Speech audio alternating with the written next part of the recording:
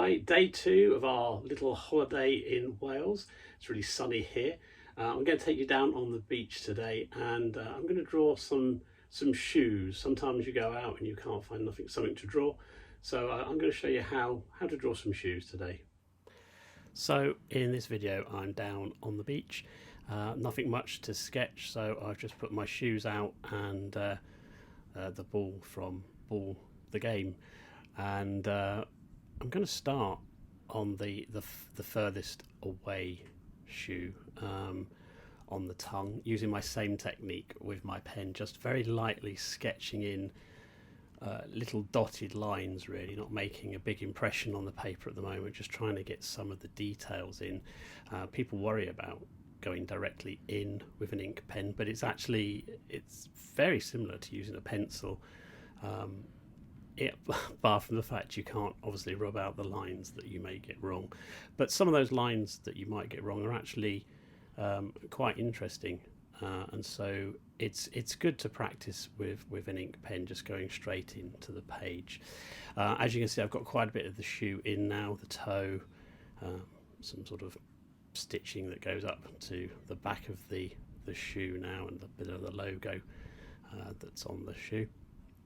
Again, just using very short strokes, not trying to get too much of an image down here in case bits go wrong, and measuring all the time, looking for where bits of the shoe match to the bits of the top shoe, and in this way hopefully we get something that looks either semi-decent or something that at least looks like it's the right size, and that's kind of important if you want obviously people to recognize what you've drawn. Just going down the front of the shoe that's most in front of us now, putting in some of the detail. Don't normally put detail in until the end, and that's usually quite useful if you've got quite a complex subject in front of you, if you can sort of leave the detail till the end. But actually putting in the Nike tick here actually helps me to get those laces in and position them correctly inside the shoe. So we use that as a device there to help measure in some of the detail. An old sock tucked inside the shoe there, just drawing that in very roughly, really, because we don't really want to bring too much attention to that part of the image.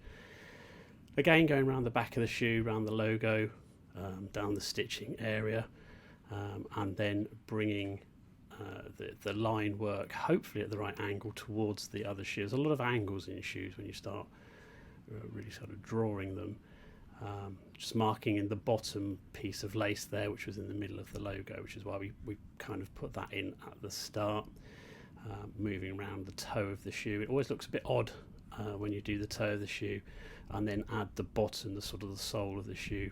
You have to kind of really trust yourself, because the measurement of that can make the shoe look quite odd, if I'm honest. Again, putting some more stitching in, and now filling in the rest of the lace that holds the shoe together, obviously when you're walking in it. It's quite an easy thing to do once you've got you know where your sort of start and end parts are.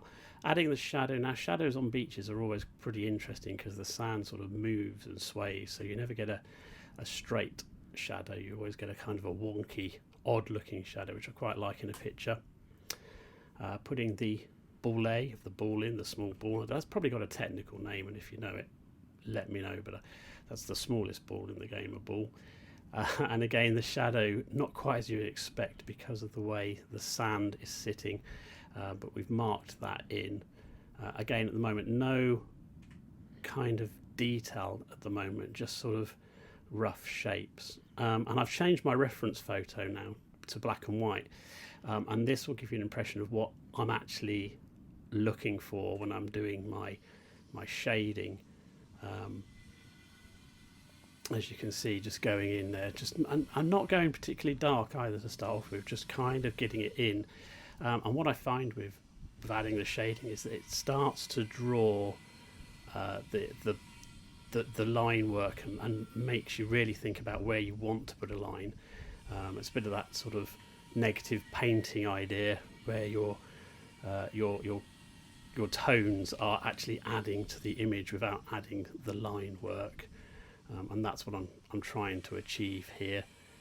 Again, just adding in the lace work now on the shoe from the other direction, and I'm moving around the front of the shoe again, and as you can see, I've now actually managed to finish off that far shoe.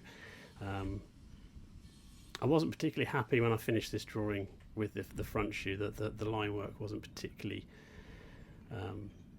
the angles were slightly wrong where I'm shading at the moment, but I decided not to do anything else with it to correct it, and just sort of left it as it was. Just writing in some of the letters from the logo now, and darkening up the shadow area, and this is what I'm talking about. This is starting to help you sort of see the shape of the shoe now on the beach with the tones that I'm adding, and again, only really lightly at this point, not really going in dark, just trying to establish where those shadows actually are before we commit ourselves to making things too dark. Very similar to the way you might work with a pencil, and obviously with a pencil you can rub the lines out. With an ink, you're kind of committing yourself very much to the mark making that you're making, and I quite like putting the darks against the light. They're very watercolory type of person, so that's really what I'm trying to do there, is to make this image stand out by the use of contrast, while I'm sketching in the tones, and just using a line in one direction as well, which is quite handy because you can then crisscross back over it and strengthen the darks. If you tend to just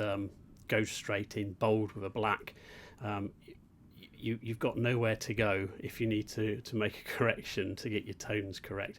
So a nice bit of cross-hatching line work really helps to get what you need.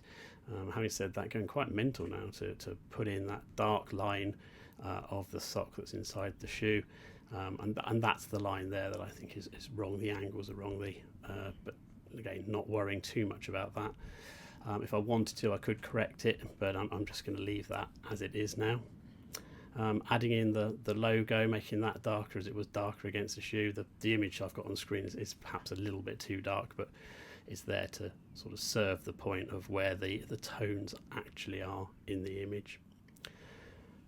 Adding in a little bit of reference to the sandy environment that this was drawn in now. Again, just a little flex where I think it just helps the image, and this is the cross-hatching that I'm talking about, going in now and kind of making the darks even darker by just cross-hatching in the opposite direction.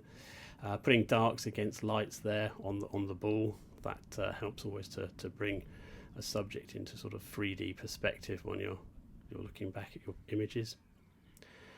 And really we're almost there now, and as you can see, this is a very, very quick sketch, and this is how I work when I'm outside sketching. Don't have too long, keep the family happy, you've got to move on, so you do have to learn to sketch very quickly, which is what we've got here. And I might go back into this image later when I get back to wherever we're camping or whatever we're doing, and refresh those tones with some tonal pen work, and I might show you that in one of my other videos.